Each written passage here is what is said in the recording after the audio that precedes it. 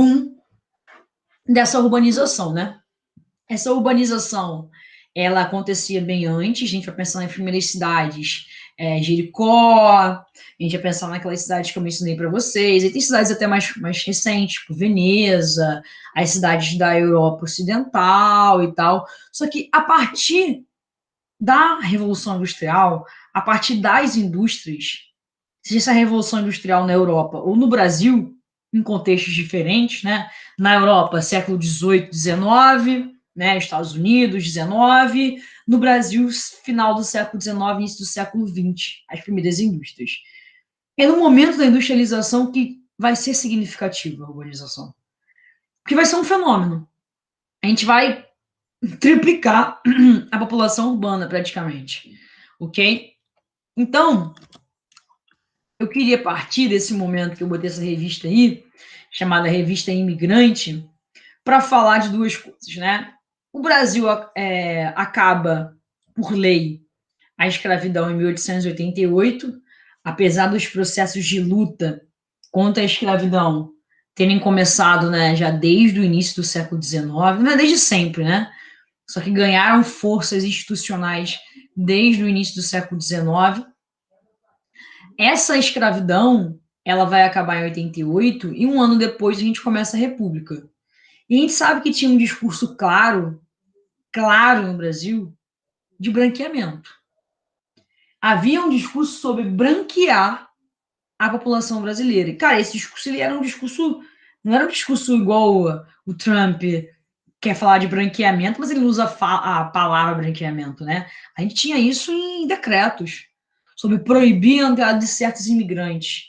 A gente favorecia a entrada de alguns italianos, alemães, belgas, holandeses, a galera podia fazer o que quisesse. Os belgas e holandeses quase não vieram, mas os alemães e italianos vieram em massa para o Brasil. Os portugueses vieram em grande quantidade para o Brasil, mas a gente definia, por exemplo, que os descendentes ou os africanos, né, galera de Angola que vinha muito, de Gana que vinha muito, Moçambique, não podia entrar. Por que você está falando isso, Lívia? Se a gente está falando de urbana. Por quê? Essa mão de obra imigrante que vai chegar no Brasil, ela vai se concentrar uma parte no campo e uma parte nas cidades. E ela vai ser a mão de obra dessas primeiras indústrias.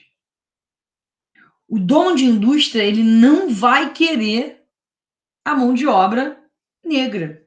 Ele vai querer a mão de obra imigrante. Então, a gente está, na verdade, construindo cada vez mais forte um exército de reserva, né? Uma galera desempregada na cidade. Algo que vai ser fácil de entender porque que falta habitação, porque que falta emprego. A gente não faz um processo de inclusão social, a gente deixa o analfabetismo tomar conta, né, da população preta, que era fundamentalmente a população da região agrícola, né, a galera que trabalhava no café, e a gente vai preferir a mão de obra imigrante. As cidades, portanto, vão crescer com mão de obra imigrante. É essa galera que vai trabalhar nas fábricas. Essas fábricas vão se estruturar basicamente no eixo Rio-São Paulo, algumas no sul e tal, mas o centro dessas fábricas vão ser Rio e São Paulo. Por isso que Rio e São Paulo vão acabar sendo protagonistas das cidades mais importantes da região sudeste. Beleza? Agora, as primeiras fábricas no Brasil, elas vêm com Barão de Mauá, que a gente chama, né? A gente acostumou a falar sobre isso, Barão de Mauá. Ela vem pelo financiamento dos cafeicultores. Então, as primeiras fábricas vão ser antes de Vargas. Mas nenhuma dúvida que é a partir de Vargas que a gente tem um boom industrial muito grande. A gente tinha uma industrialização pré-Vargas, isso é importante falar, né? Tinha algumas primeiras indústrias pré-Vargas, mas o crescimento da industrialização vai ser principalmente na era Vargas.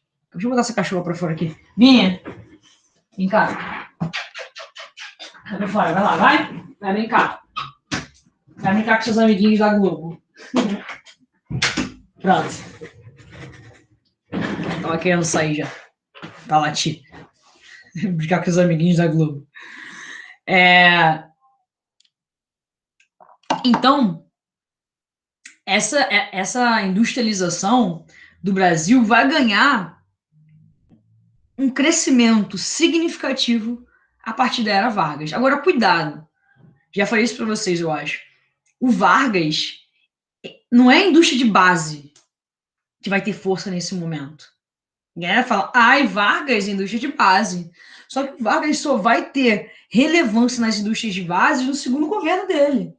O primeiro governo, ele vai dar o nome de substituição de importações. Justamente que esse modelo de substituição de importações. O Brasil não produzia nada. O Brasil não produzia absolutamente nada. Tudo nosso era importado. Então o Vargas ele começa a taxar os produtos importados, beleza? E o Vargas principalmente também começa a investir numa indústria nacional. Essa indústria é uma indústria de bens duráveis e não duráveis, ou seja, uma indústria de alimentos, é uma indústria que produz copo, é uma indústria que produz remédio, uma indústria de bens duráveis e não duráveis. Beleza? Por que você está falando isso? Porque é a parte de Vargas que essa industrialização vai ser mais forte e, portanto, a urbanização também vai ser mais forte. Beleza? Nós tivemos uma crise aí, que foi a crise de 29. Adoro botar o Sr. Burns para representar a crise de 29, porque a crise de 29 é a grande crise do sistema liberal. Você pensa assim, qual foi a primeira grande, significativa crise do liberalismo econômico? Assim, a crise que atingiu o mundo inteiro. Crise 29. E quem é o Sr. Burns, né? O Sr. Burns, ele é o grande liberal, é o dono da fábrica.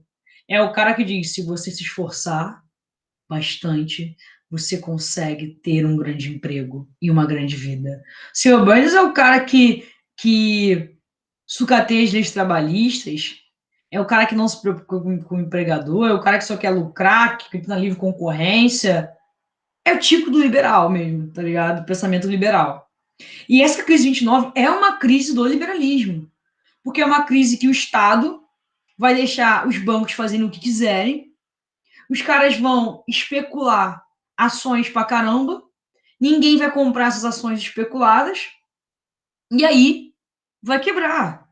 E aí, quando quebra banco, meu irmão, quebra também todo o capital que está associado a banco, fábrica. Então as fábricas vão quebrar também nos Estados Unidos. O que o Brasil tem a ver com isso? Nosso café, que era vendido para os Estados Unidos, deixa de ser comprado. E aí, que a gente tem que falar assim, a gente tem que pensar em outra forma de investimento econômico. A gente tem que pensar em outra forma de fortalecer a nossa economia. É onde o Vargas vai pensar na substituição de importações. 2 motivos: declínio da cafeicultura e essa dependência externa ferrou a gente. Porque os Estados Unidos estavam em crise, o dólar estava em crise. Na verdade, não era o dólar ainda como moeda de troca mundial, né? Mas o Brasil tinha relações muito estreitas com os Estados Unidos. Então, isso faz com que a gente reconfigure o nosso papel econômico. Beleza? Essa chegada das indústrias no Rio de Janeiro e São Paulo vai trazer um grande erro do rural, né? O Vargas. Gente, uma pergunta. O Vargas ele era um nacionalista, né? A gente chama o Nacional Desenvolvimentista do Vargas. O Vargas hoje seria chamado de quê? De que será que o Vargas seria chamado no rolê hoje? Com essas políticas dele de taxar produto estrangeiro, investir em indústria nacional, né? Fazer. É isso, João. O Vargas seria chamado hoje, com certeza, de comuna. Com certeza, né? E hoje, engraçado como a gente olha para a história, a gente consegue enxergar que não tinha nada a ver com o comunismo, não tinha nenhum diálogo com o comunismo. Na verdade, o João falou aí, né? Cadinho de tudo. Tinha um diálogo maior com o fascismo, matava comunista, tinha um diálogo com os fascistas muito estreito, né? E aí a gente consegue enxergar isso quando a gente olha para aí 90 anos atrás. Só que hoje a gente não consegue ver que certas questões não têm a ver com ser comunista ou não, né? Isso é muito, eu acho muito engraçado, porque você volta a história para entender o presente. A galera volta a história, mas não entende o presente. Então, é muito difícil a gente pensar em esse tipo de discussões, né? O Vargas está muito parecido com o Estado keynesiano. É isso que ele vai tentar, na verdade, ser em alguns momentos, keynesiano. Beleza? Então a galera vai migrar para as cidades, vai ter uma disponibilidade de mão de obra muito grande. Agora, o Vargas ele vai concentrar tudo isso na região sudeste, né? É uma crítica até bem interessante ao governo Vargas. O Vargas ele não faz um desenvolvimento integrado do país. O país não cresce de forma integrada. A gente não tem investimento no norte, investimento no nordeste. Investimento é Rio e São Paulo, um pouquinho Minas. Então, é uma crítica justamente a esse momento. A urbanização começa a crescer. No período militar, a gente vai fazer a nossa Constituição, né, do governo militar. A gente vai criar muitas regiões metropolitanas. E aí que são regiões metropolitanas, né? Essa consolidação da grande cidade e as cidades que funcionam com ela. O intuito dos militares era estabelecer uma maior integração nacional. Então saiu criando uma porrada de município, uma porrada de região metropolitana, tentando fazer uma maior integração do território nacional. Lembrando que os militares tinham esse discurso de ocupar, né? Integrar para não entregar. Acho lindo esses trocadilhos péssimos feitos nesse momento. Integrar para não entregar. Então, vamos criar mais regiões metropolitanas para aproximar os municípios, né? E aí essas divisões vão sendo feitas. Isso vai ser complexo, né? Porque no Brasil, apesar de ter a criação de várias pequenas cidades, o fato da gente não ter dado infraestrutura para essas pequenas cidades faz com que os serviços e os bens estejam concentrados ainda nas cidades grandes. Então não adianta muita coisa. A gente tem uma região metropolitana em torno de Recife imensa, mas não tem oferta de serviço nessa região metropolitana. Então a galera continua tendo que ir para onde? Ai, meu pescoço. Para Recife. Para Recife estudar, para Recife trabalhar, para Recife utilizar o serviço público de saúde. Então, assim, né? Tudo bem criar mais regiões metropolitanas, mas a gente tem que dar investimento para essas pequenas e médias cidades. Essa é uma crítica significativa. Nesse momento, galera, década de 60, 70, o Brasil vai passar por um outro processo que vai ser muito importante para o aumento da urbanização. Muito importante. Que é a mecanização do campo brasileiro. A gente mecaniza o campo brasileiro excessivamente. Nossas leis são extremamente frágeis para controlar a concentração de terra. São mais fiscalizadas, são políticas, né? São leis com interesses.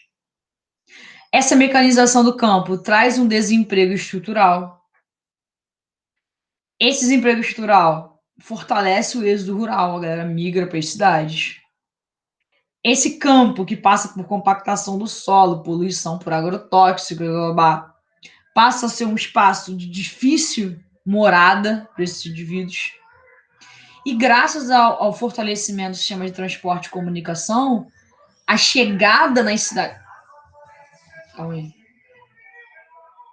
A chegada nas cidades ela fica mais fácil.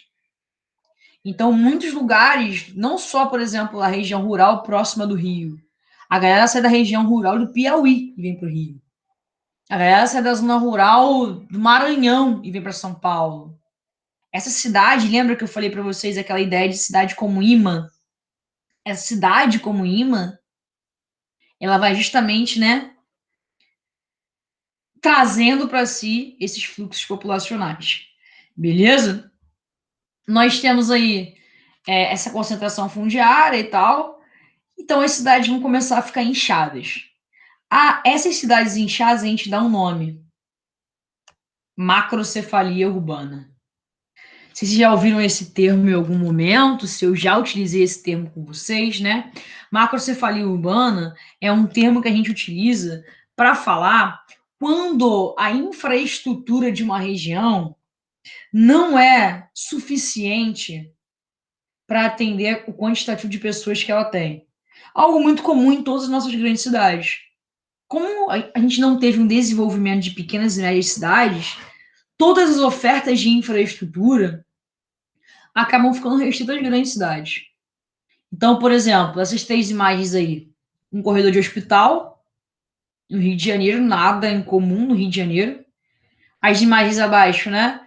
Uma fila enorme por empregos. Quantas vezes a gente já viu na TV, sei lá, 6 mil pessoas por 10 vagas de emprego na fila, né?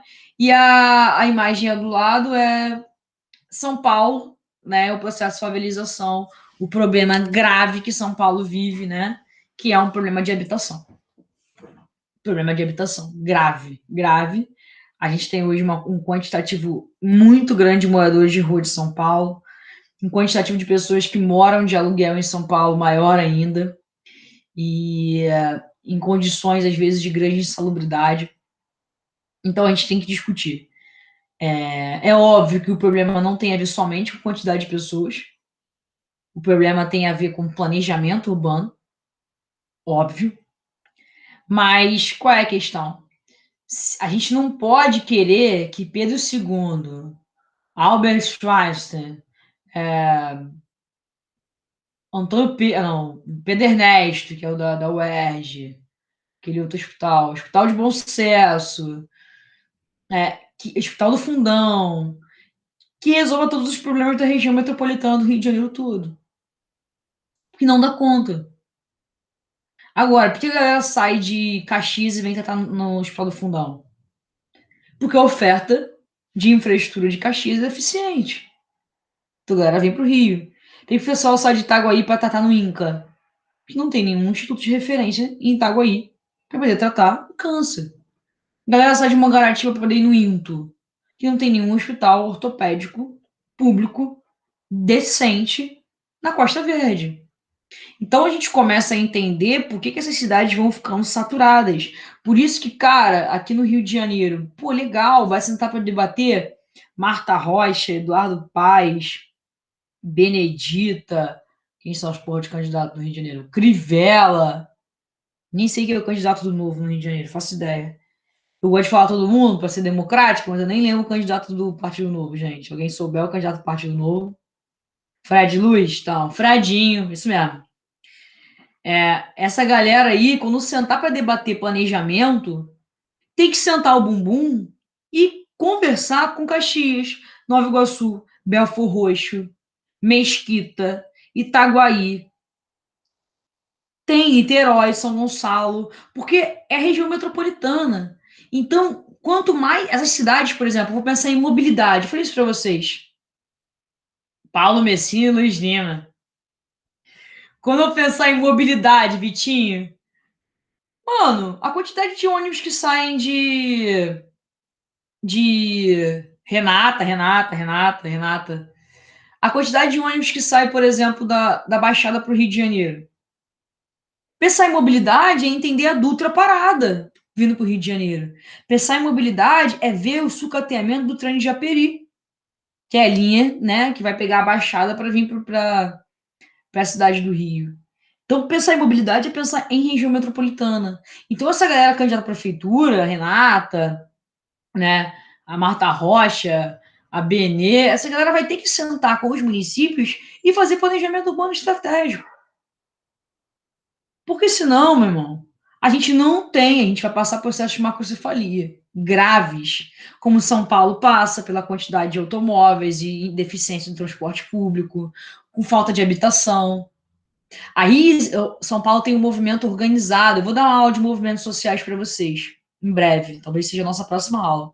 Que eu vou falar sobre o movimento negro, movimento LGBT, movimentos feministas, mas tem um movimento social chamado MTST, que é o movimento de ocupação de prédios abandonados, prédios que não cumprem função social, que é uma coisa que a nossa Constituição exige, que os prédios tenham, né, que Qualquer empreendimento tem a função social. Se ele está lá abandonado há 10 anos, ele não está cumprindo a função dele. Então, ele é retirado para reforma urbana ou reforma agrária, se for no campo. E aí tem os prédios do centro de São Paulo que estão abandonados, devem mais de IPTU do que o valor do prédio, os caras não pagam IPTU há 10 anos. Então, o valor do prédio é mais barato que quanto IPTU que ele leva. E aí, o que esse movimento de terra faz? Ocupa esses lugares de forma organizada, com comunidades, para pressionar o governo que entregue esses prédios para habitação, né? E aí, qual é a questão? Qual é o nosso olhar para esses indivíduos na cidade? Vagabundos. Mas esse vagabundo são pessoas comuns. Vagabundo é empregada doméstica que trabalha na tua casa, que não tem moradia, porque não tem como comprar uma moradia nessa cidade, não tem como pagar um aluguel nessa cidade do Rio de Janeiro, né? É o cara que dirige o ônibus que você pega. É essa galera que está pressionando o governo para fazer uma coisa que é responsabilidade do governo, que é constitucional. E que a gente sabe por que não faz. Porque o governo está diretamente associado ao capital privado. Então não faz. É mais fácil chegar uma Odebrecht e uma Delta lá, conseguir pegar esse prédio num leilão por um preço baratíssimo e fazer um novo empreendimento lá, do que a gente fazer habitação. Então são questões que, se para pensar em planejamento, né, a gente tem que ter isso muito bem delineado, né? A função social da cidade é habitar, lazer, circulação. Essa é a função social, não é especular. Só que o nosso capital privado está tão associado ao governo estatal, ao poder estatal, desculpa, que fica difícil, né? Eu estou lendo um livro, toda aula eu mostro um livro para vocês, né? Vocês pensam, nossa, a Lívia deve ser muito culta. Porra nenhuma, gente. É por conta do mestrado a gente fica meio maluco mesmo. Eu estou lendo esse livro aqui, chamado Guerra dos Lugares, de uma mulher chamada Raquel Roinick, professora da UERJ, eu acho que ela é da UERJ ou da FRJ. O livro é espetacular. O livro fala sobre esse processo de financiarização. Como que a nossa cidade virou uma cidade de mercadoria. Como que uma coisa que vocês já estudaram sociologia e filosofia, como que uma coisa que era para ter valor de uso, porque a casa, gente, é valor de uso. Qual é o valor de uso da casa? Morar, viver, estabelecer lastros, é o valor de uso da casa. Mas a casa na cidade capitalista contemporânea tem valor de troca. O valor da casa é especular, é vender, é valorizar. Isso é muito cruel. E quanto mais essa valorização aumenta, quanto mais caro é comprar uma casa, pagar um aluguel na cidade, mais eu estou dizendo que uns têm jeito de habitar e outros não. E aí você vai entender por que o processo de informalidade cresce tanto no Brasil. Por que a favelização é tão forte no Brasil. Por que os assentamentos são tão fortes no Brasil. Porque não tem um projeto urbanístico. E aí a gente vai ficar discutindo macrocefalia urbana para sempre, né?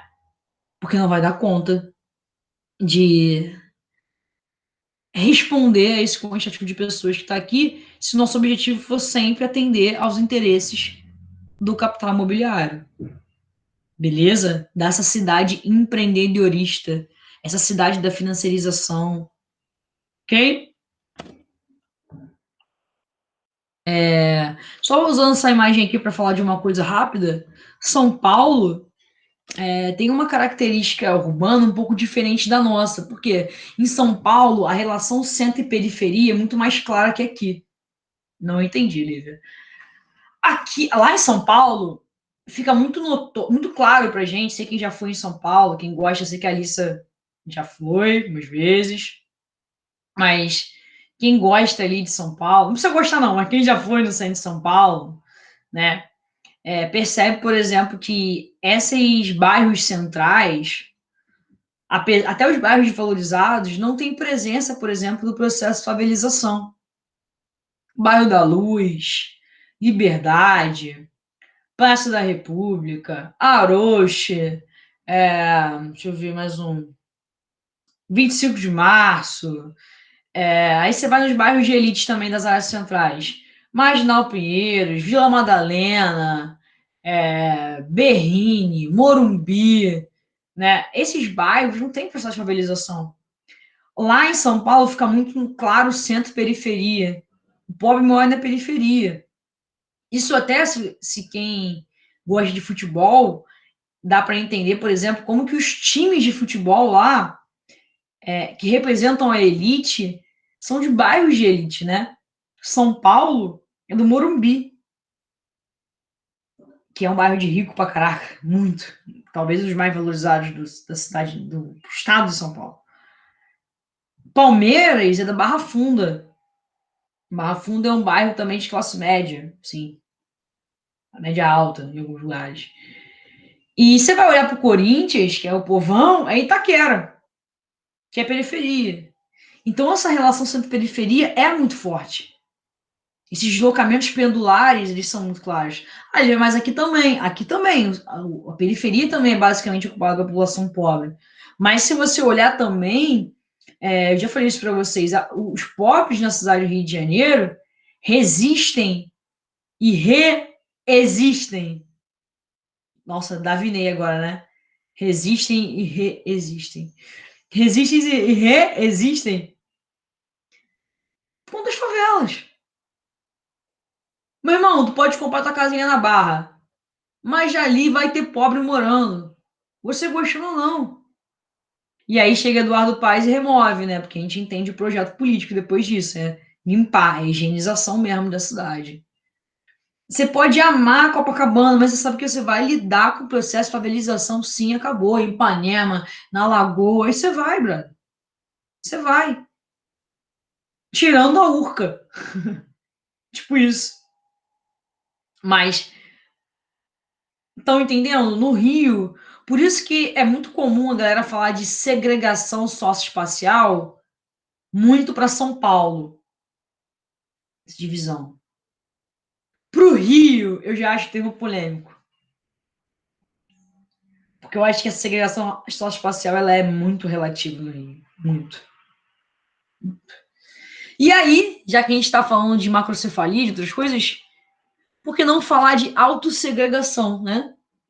Aquela historinha que eu contei para vocês sobre condomínios fechados, sobre eu ter ido ver condomínio, o cara levou de carrinho de golfe, na verdade, um exemplo claro de autossegregação. Autossegregação, né, que a gente vai chamar de enclaves fortificados, escolha nossa morar em condomínios fechados por conta da segurança, conforto, enfim. Então, esse Alphaville aí, que é muito famoso, depois pesquisem, São Paulo tem e tal, são condomínios em que a vida toda é realizada dentro do condomínio. Escola, lazer, centro médico básico, consumo, então tem mercado, tem lojinha de conveniência e tal. Então, tudo vai acabar girando em torno desse condomínio, dessa vida nesse condomínio, dessa vida segregada via esse espaço. Tem loja, pô. Uhum.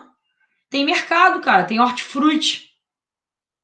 Tem hortifruti, tem lojinha de conveniência, tem pet shop, tem lava-jato, lava-jato, vai lavar carro, tem empresa que disponibiliza empregada doméstica, tem salão de beleza, então você vai fazer unha e tal, tem tudo. Tem tudo. E alguns que não tem escola dentro, por exemplo, o Rio 2 não tem escola dentro. Mas tem uma passarela que liga o condomínio direto a algumas escolas que estão do lado de fora. É isso. Exatamente. Aquela catuaba. Aquela catuaba 8 conto. Não tem a catuaba de açaí a 8 conto.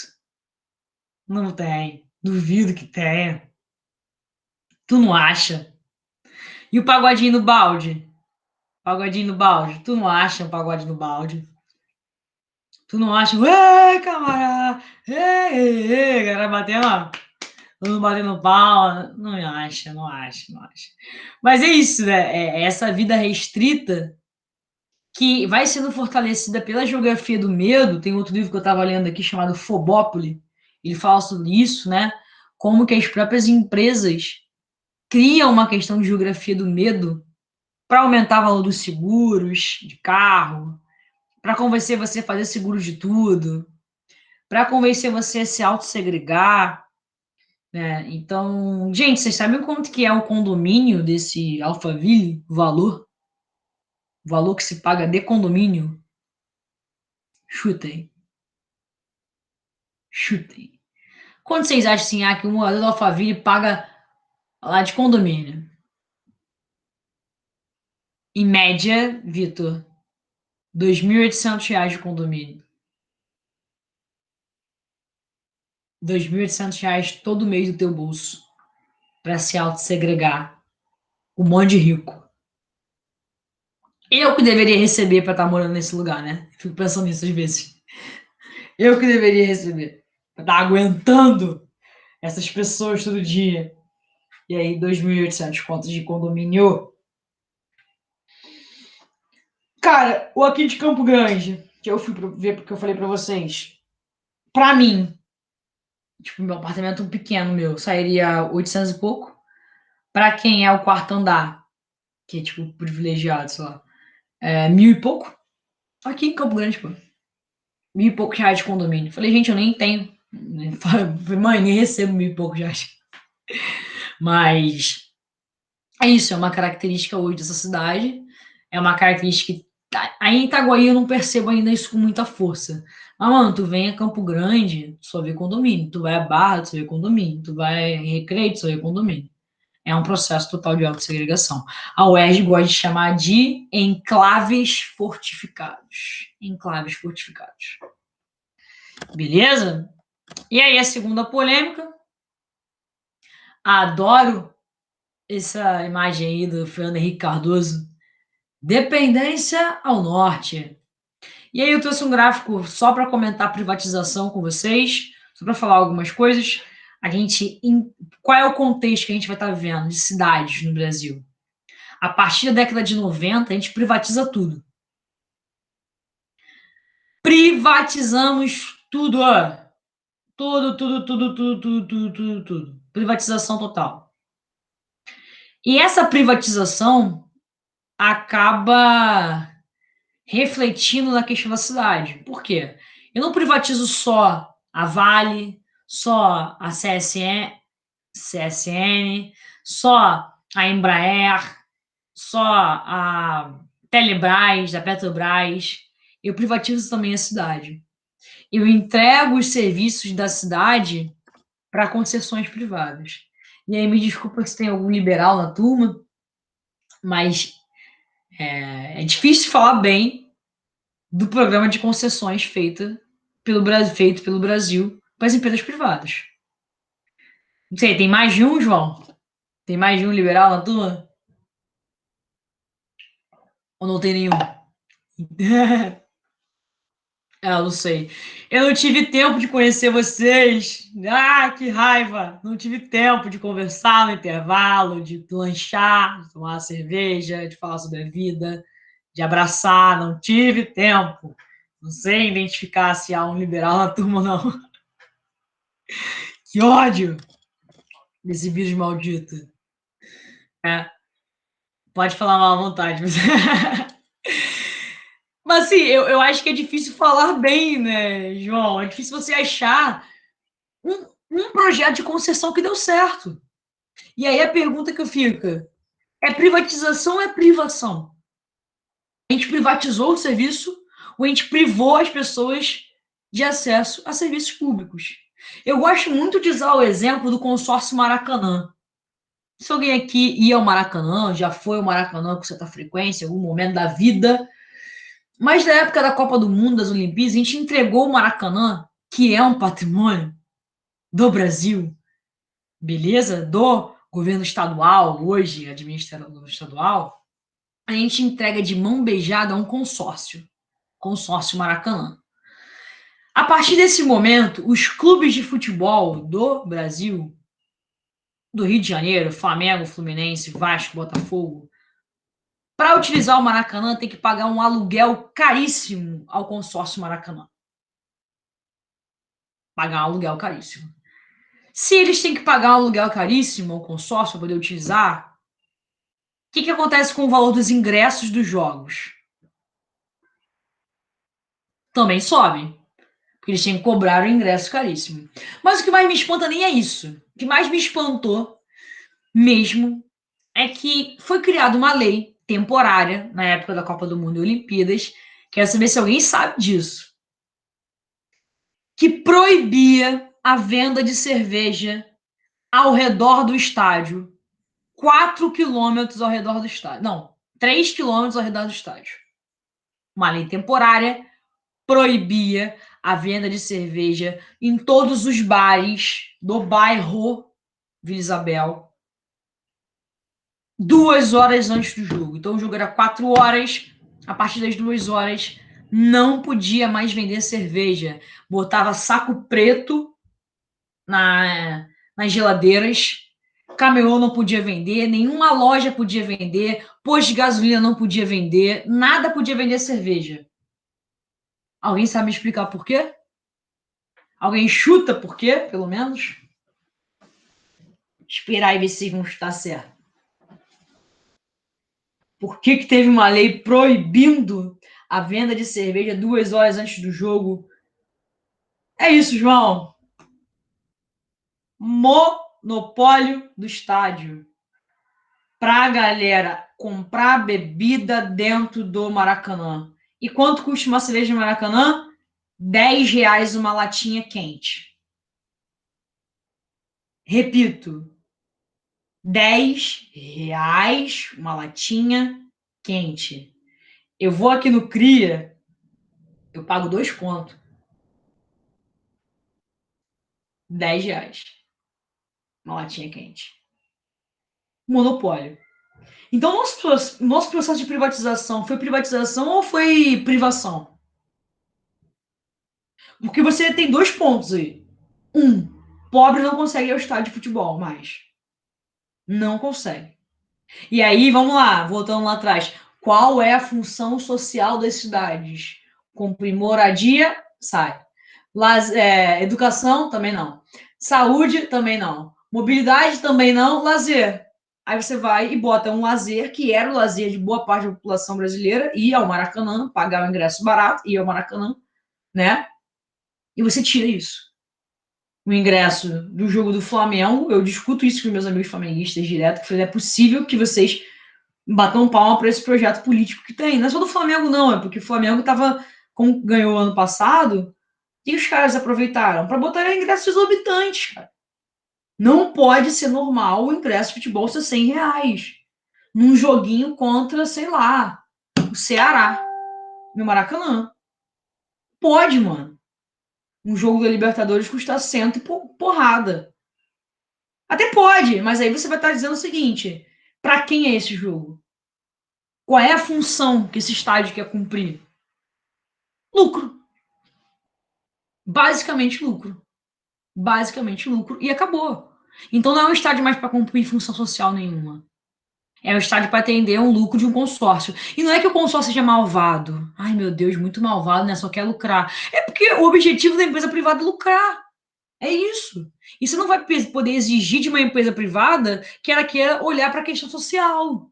Ela vai olhar para o bolso. Quem tem que olhar para a questão social é o Estado. Aí eu tenho alguns alunos liberais, né? Professora, mas aí eu concordo com a senhora, concordo. Mas eu acho que o erro foi que essa concessão foi mal feita. Filho, mas isso não é uma utopia, né? Não posso ficar falando o erro foi que foi mal feita. Vai ser sempre mal feita. A gente tem uma estrutura política e econômica que vai fazer que isso aconteça. Não adianta ficar discutindo de forma hipotética. Ah, mas se a concessão for bem feita e tiver uma livre concorrência, o Estado fiscalizar, a gente pode ter uma concessão justa, onde o preço. O próprio Estado, o Estado do Brasil, aprova uma lei que proíbe venda de cerveja em torno, tu quer o quê? Não adianta ficar tentando dialogar com o privado, dialogar com o liberal, não tem diálogo. Os caras querem lucro, a gente quer pagar barato e utilizar uma coisa que foi construída com dinheiro do governo, que foi o estádio. tá ligado? E que eles fazem o que eles quiserem, eles delimitam o que eles quiserem. Eu lembro que eu fiquei pistola esse ano, que o consórcio falou que o Fluminense não ia jogar no Maracanã. Eu fiquei, mano, que é isso? Que isso? Tipo, como é que um consórcio que o cara não é dono de nada diz para um clube de futebol do estado do Rio de Janeiro que esse clube não pode jogar no estádio de futebol do governo do estado, tá ligado? Porque, sei lá, por quê? A gente vai ver as privações, tirando do estádio de futebol, das estradas, as boas estradas têm que pagar pedágio. Aí a galera fica com um discurso liberal. Ah, professora, mas aí é bom porque o capital privado melhora as estradas. Aham. Uhum. E daqui a pouco começa a ter pedágio em tudo, qualquer lugar, e tu vai ter que pagar. E aí a questão de mobilidade para todos começa a ser discutida também. Como é que eu vou pensar em mobilidade se o cara tem que pagar um pedágio todo dia de tanto para poder se deslocar? Não, é um absurdo completo para mim, pedágio.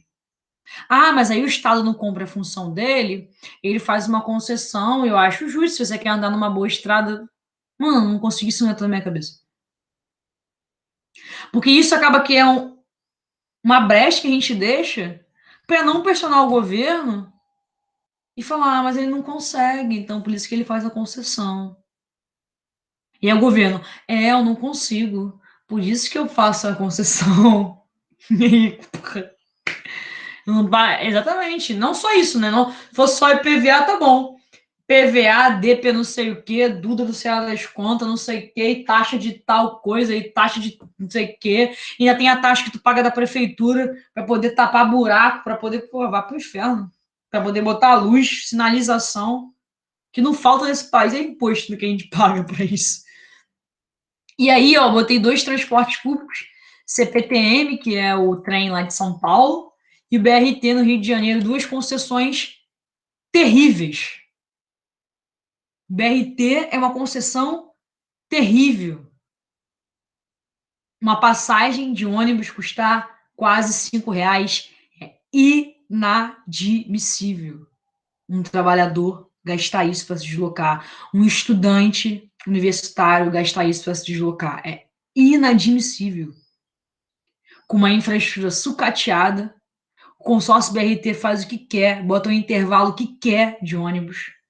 Se vocês pegarem a linha do BRT que vai para a Zona Norte, que é a linha que vai para a FRJ, né, que vai até o Fundão, pega lá da Barra, passa por Madureira, né, aí vai Madureira e vai Vaz Lobo, tal, e aí Vicente Carvalho, aí vai indo até Penha, até chegar no Fundão, meu irmão, é um sucateamento total. Só que eu acho engraçado que o que a galera faz? Bota a culpa no povo, né?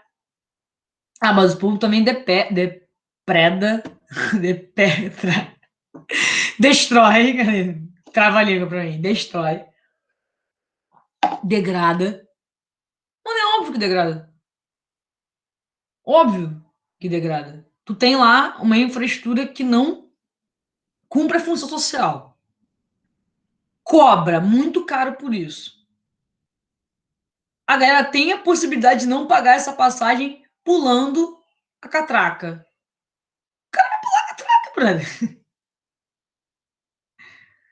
E eu, quando eu era mais nova, eu achava, não, mas isso é corrupção assim como. Eu era meio assim, né? Ainda bem que você não me conheceu nessa época. Eu acho isso corrupção, tão quanto o cara que lava dinheiro. Nossa, eu era terrível. E hoje eu tenho completa noção que não. Que são formas de sobrevivência nesse modelo de cidade que a gente tem. Que menos R$ 10 por dia de passagem para esse maluco, que não recebe passagem do trabalho, gasta 10 conto de passagem por dia, menos R$ 10 por dia é um brinquedo no trem que ele vai comprar pro filho para deixar em casa. Então ele não pensaria 2 vezes antes de pular a parada. Menos de R$ 10 por dia é a cerveja que ele vai comprar para desestressar depois de ser explorado e humilhado pelo dia de trabalho inteiro. Então é muito difícil. Por isso que eu sou super a favor do passe livre, tá? Eu acho que mobilidade é um direito e eu sou a favor do passe livre pra caraca. Que era uma das manifestações de 2013, né? Aquela manifestação de 2013. Aquela de 2013. O passe livre, eu sou super a favor. Eu acho que é isso. Mesmo que no primeiro momento seja um passe livre social, só alguns com passe livre. Até porque eu acho que burguês tem que pagar mesmo passagem, por sinal, tem que pagar mais caro. Mas não anda de ônibus também, né? Sempre que eu tô falando isso. Mas são outras situações, né? A gente vê o patrimônio público tá destruído porque ele não é preservado nem pelo próprio Estado, né? É isso, ô Vitor. Eu sempre escuto isso. Não adianta ter o passe livre do município se você mora em Itaguaí e tem que estudar em Niterói. Quem tu vai rodar, sair de Itaguaí, vai ter que pegar dois intermunicipais e você vai ter que pagar. Os intermunicipais são caríssimos. E outra coisa, tu vai pro Fundão. Tem que pegar um trem para ir pro Fundão e pegar o BRT, é muito mais rápido. Mas não, quem tem passe livre do Rio de Janeiro tem que pegar aquele ônibus que sai de Campo Grande que vai pela linha do Parador e demora 3 horas. Então, e o passe livre é possível, galera. Agora, se você entregar as empresas de ônibus na mão de monopólios empreiteiras, aí fica difícil, realmente. Beleza? Falei aí de propriedade privada da escola, nenhum problema em escola privada, até porque eu tô dando aula aqui numa escola privada. O problema é o sucateamento da pública, onde a única opção seja privado. Né? A minha discussão lá no colégio que eu trabalho foi. Deixa eu ver. Já como ia pegar uma do Divas, cara. É verdade, eu dou aula. Ué, eu dou aula num colégio que as pessoas nunca andaram de ônibus. Eu não tô mentindo, não. Sério mesmo. Nunca andaram de ônibus. Sabe nem o que que é isso. E eu lembro que numa aula o moleque tava defendendo o BRT pra mim. Não, que o BRT foi muito bom, blá, blá, blá, blá, blá, blá. Eu fiz uma pergunta pra ele. Tu já andou de BRT? Aí o moleque, não, mas eu vi na TV. Cara, anda de BRT. E me disse se é bom. Tem barata nos bancos. Voltando. Eu vou contar uma outra coisa pra vocês que também vai chocar vocês, né? A primeira foi a Debinha, agora uma segunda coisa. Eu sou muito fã do Sandy Júnior, né? E eu voltando a última turnê que eles fizeram, eu fui aos dois shows. Aí nesse último show mesmo, o último que eles fizeram lá no Parque Olímpico, exausto no BRT,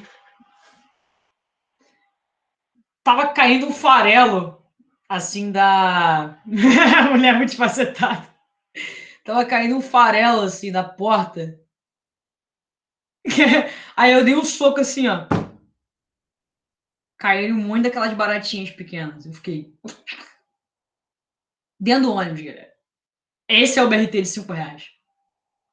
Que a galera não quer que o pessoal pule a roleta. Porra, pelo amor de Deus, em pé. Galera aqui assim, ó. Sem ar-condicionado e fechado, tá? Só isso que eu digo pra vocês. Eu não tenho cara que gosta de Sandy Júnior? Que isso? Eu sou apaixonada. Assim, é uma coisa assim absurda. O quanto eu chorei nesse show, gente, não faz ideia. Chorei muito. Mas eu chorei de soluçar. Quando eles se despediram, então, que eles deram as mãos assim, falaram tchau, galera, e que eu me dei conta que não ia ter outro show, que aquele era o último mesmo. Cara, passei mal, fiquei mal mesmo. E depois eles fizeram uma live juntos também, que eu acompanhei, muito boa. Eu sou muito fã. É muito bizarro, né? Porque eu sou uma pessoa muito estranha em muitas questões. Vocês não sabem nem da metade de coisas estranhas que eu gosto. Tipo, vou mostrar mais uma, antes de só vocês acharem mais engraçado ainda. Calma aí. Se é que eu botei aqui. Ah, botei.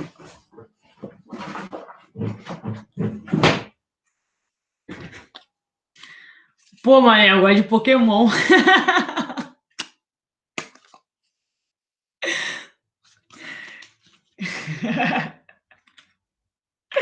É isso. Foi mal decepcionar vocês em tantas escalas e tantas proporções ao mesmo tempo. Mas é a vida. A geografia não fez bem pra minha cabeça, não. Tamo junto, Ellen. Mas, por exemplo, eu acho que eu não tenho um cara de quem gosta de Pokémon. Tipo, pô, professor de geografia. Imagina, mãe, eu tenho uma professora de geografia maneirona. O nome da cachorra dela é Debinha, porque ela gosta de Débora Seco. E aí ela é fã de Sandy Júnior e adora Pokémon, mãe. Caralho, que pessoa aleatória. Se tá dando aula pra vocês. E ó, falar, por último. Privatização de água, né, gente? Tá em discussão aí, ó, pra caramba, pra vocês, pauta importante. É um cenário que a gente está caminhando aqui no Rio de Janeiro, privatização da SEDAI, entrega da empresa pública ao capital privado. Não tem nenhum objetivo lógico disso, nenhum objetivo lógico, assim como nos Correios também não tem nenhum objetivo lógico. O objetivo é enxugar o Estado mesmo, aquele discurso bem neoliberal, bem Ronald Reagan, tirar esse poder do Estado e entregar esse poder no capital privado, que já vai estar assim com os governantes que vão entregar. Né? A gente sabe que no Brasil isso acontece o tempo inteiro. Os governantes entregam para empresas que já estão associadas a eles em alguma questão. Então, o objetivo é esse. Porque água, cara, é lucro, né? É mercadoria.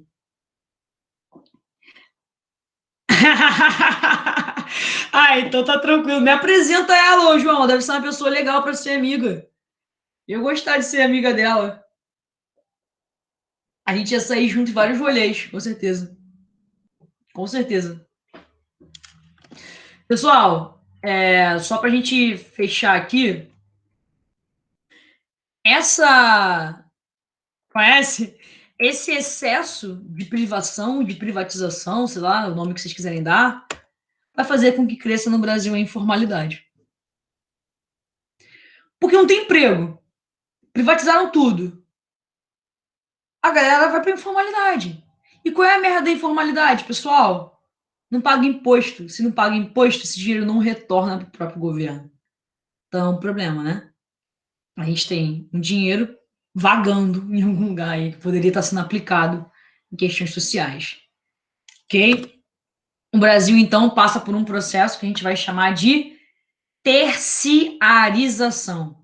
Olha o nome. Terciarização.